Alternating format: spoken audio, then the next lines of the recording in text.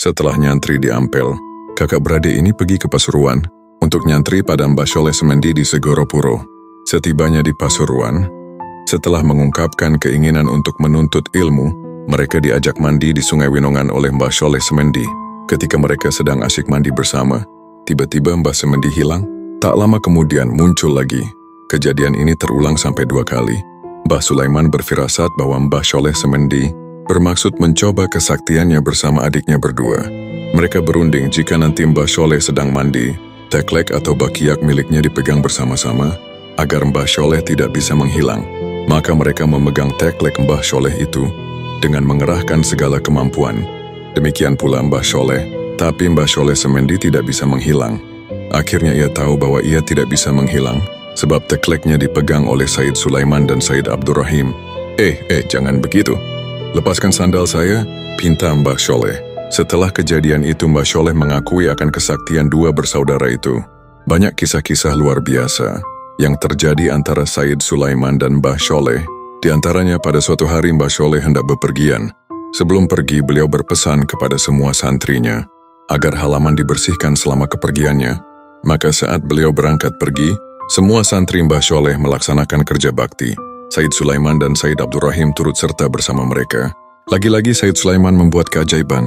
Ia mencabuti pohon-pohon besar hingga bersih total setiba dari bepergiannya. Mbah Sholeh kaget melihat pohon-pohon besar yang dicabuti sampai bersih. Setelah tahu bahwa yang mencabuti adalah Said Sulaiman, Mbah Sholeh memerintahkan agar pohon-pohon itu dikembalikan seperti semula. Subhanallah, dengan izin Allah pohon-pohon tersebut dapat dikembalikan lagi oleh Mbah Said Sulaiman. Sejak kejadian itu, berita tentang kesaktian Mbah Said Sulaiman tersiar dari mulut ke mulut di seluruh penjuru Pasuruan. Setelah mondok di Mbah Sholeh, Said Sulaiman tinggal di Kanigoro, Pasuruan, sehingga beliau mendapat julukan Pangeran Kanigoro. Saat itu beliau sempat menjadi penasehat Untung Surapati. Untung Surapati adalah tokoh terkemuka Pasuruan. Ia tercatat sebagai pahlawan yang berjasa mengusir penjajah Belanda dari Nusantara di Pasuruan. Berita tentang kesaktian Said Sulaiman juga terdengar oleh Raja Keraton Pasuruan. Raja Pasuruan ini tidak percaya tentang kesaktiannya. Ia seringkali melecehkan kesaktian Mbah Said. Sampai suatu ketika, putri keraton yang sedang berjalan-jalan keliling kota hilang. Kusir dan kereta kuda yang dipakai oleh sang putri juga ikut raib. Sang raja menjadi sedih bermuram durja. Diadakanlah sayembara. Bagi yang menemukan sang putri akan mendapat hadiah yang amat besar. Tapi malang, tidak ada satu orang pun yang berhasil menemukan sang putri. Sang putri seperti lenyap di telan bumi. Hati raja semakin bersedih dan putus asa. Akhirnya ia meminta bantuan kepada Said Sulaiman, yang sebelumnya sering ia hina. Di hadapan sang raja, Mbah Sulaiman memasukkan tangannya ke dalam saku. Tak berapa lama kemudian, beliau melemparkan sesuatu dari dalam sakunya ke halaman. Luar biasa. Dengan izin Allah Subhanahu wa Ta'ala, sang putri muncul bersama kereta dan kusirnya di halaman keraton. Konon, ia dibawa lari jin ke alam gaib. Melihat putrinya kembali, hati raja berbunga-bunga. Ia gembira alang kepalang dan meminta agar Said Sulaiman menikahi putrinya itu sebagai tanda ucapan terima kasih atas jasanya. Namun Mbah Said menolak. Beliau memilih kembali ke Kanigoro. Tak lama kemudian Said Sulaiman diambil menantu oleh gurunya, Mbah Sholeh Semendi. Semula, beliau menolak tetapi akhirnya menerima permintaan gurunya itu.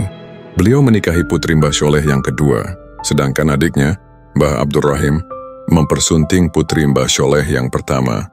Kakaknya istri Mbah Sulaiman, Mbah Abdurrahim tinggal di Segoropuro, Pasuruan sampai meninggal dunia. Orang-orang mengenalnya dengan panggilan Mbah Arif Segoropuro. Sedangkan Mbah Abdul Karim, adik Said Sulaiman yang kedua, wafat di Surabaya dan dimakamkan di komplek pemakaman Sunan Ampel. Selain beristri putri Mbah Sholeh, Said Sulaiman juga mempunyai istri dari Malang. Dari istrinya di Malang ini, beliau mempunyai putra bernama Hazam. Kembali ke Cirebon.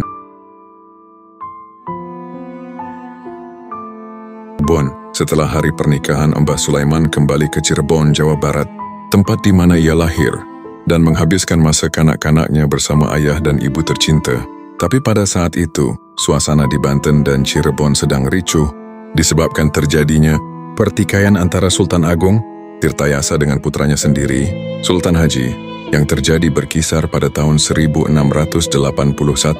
sampai tahun 1683. Maka sejak tahun 1681, Sultan Agung Tirtayasa aktif melakukan penyerangan terhadap putranya ini. Pemicu pertikaian yang berlangsung sampai 3 tahun ini adalah pemihakan Sultan Haji pada Belanda. Melihat hal ini, Mbah Sulaiman memutuskan untuk kembali lagi ke Pasuruan. Beliau kembali menetap di Kanigoro, sebuah dusun di desa Gambir Kuning. Di Gambir Kuning, beliau mendirikan 2 buah masjid unik. Bahan bangunannya seperti kayu usuk, belandar, ring, dan lain-lain. Hanya diambilkan dari kayu satu pohon terbesar di hutan Kejayan. Pohon besar itu adalah pemberian dari Kepala Hutan Kerajaan Untung Surapati Pasuruan. Karena ukuran pohon itu sangat besar, disediakanlah 40 ekor sapi untuk menariknya ke lokasi pembangunan masjid, tapi sapi-sapi itu tidak kuat membawanya. Tapi aneh, keesokan harinya kayu-kayu itu sudah ada di lokasi pembangunan. Konon, yang mengangkat kayu itu adalah Sayyid Sulaiman sendiri. Sampai sekarang masjid ini masih tetap ada. Namun karena lokasinya yang sempit, masjid itu dipindah agak ke selatan oleh Syekh Rafi'i. Cicit Mbah Sulaiman dari cucunya, Umi Kulsum bin Hazam bin Sulaiman pada bulan Rabiul Awal, tahun 1243 Hijriah, hampir 2 abad yang lalu, masjid dengan gaya arsitektur kuno itu kini telah berusia lebih dari 400 tahun. Sampai kini, bahan-bahan masjid peninggalan Mbah Sulaiman itu masih asli, kecuali lantai dan tiang bagian dalam. Pergi ke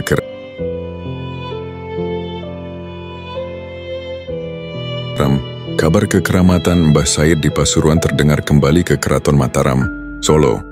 Raja Mataram mengutus salah seorang adipatinya untuk memanggil Mbah Said di Pasuruan. Setibanya di Pasuruan, adipati tersebut mengajak Mbah Said untuk memenuhi panggilan raja. Mbah Said Sulaiman bermaksud memenuhi panggilan ini bersama 3 orang santrinya, Mbah Jailani Tulangan Sidoarjo, Ahmad Surahim bin Untung Surapati, dan Said Hazam putranya sendiri. Beliau berangkat ke Solo. Di keraton, Raja Mataram mengumpulkan pembesar-pembesar kerajaan yang menyiapkan jamuan besar-besaran yang betul-betul mewah. Namun ada yang terasa janggal di hati Mbah Said Sulaiman. Ada 3 keris pusaka yang diletakkan di alas cowek yang ada sambalnya ketika mereka sedang makan bersama-sama. Mbah Sulaiman heran melihat keris di depannya itu. Beliau berbisik kepada santrinya, "Le, awak mulali nggak mangan jangan kacang iki, ayo panganen situ edang."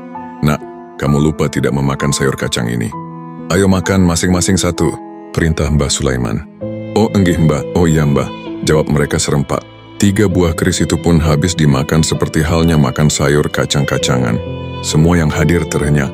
Kalau muridnya seperti ini apalagi gurunya, gumam mereka kagum.